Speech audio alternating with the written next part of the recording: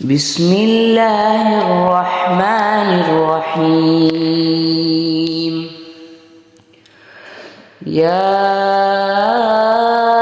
أيها الناس اتقوا ربكم الذي خلقكم من نفس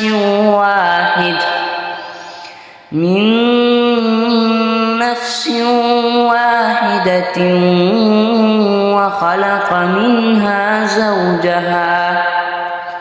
وخلق منها زوجها وبث منهما رجالا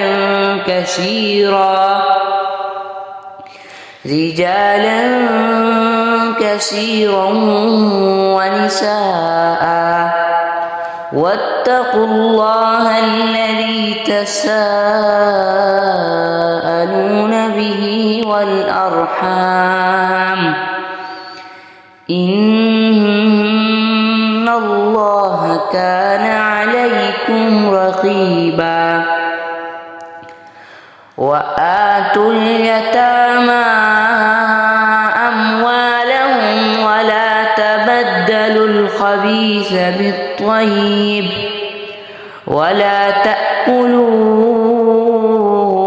أموالهم إلى أموالكم، إنه كان حوبا كبيرا. وإن خفتم ألا تقسطوا في اليتامى فانكحوا ما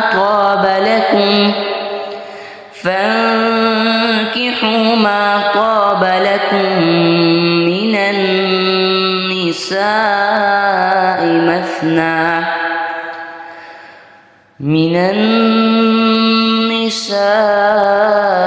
مثنى وثلاث ورباع، فإن خفتم ألا تعدلوا فواحدة أو ما ملكت أيمانكم، ذلك أدنى ألا تعولوا.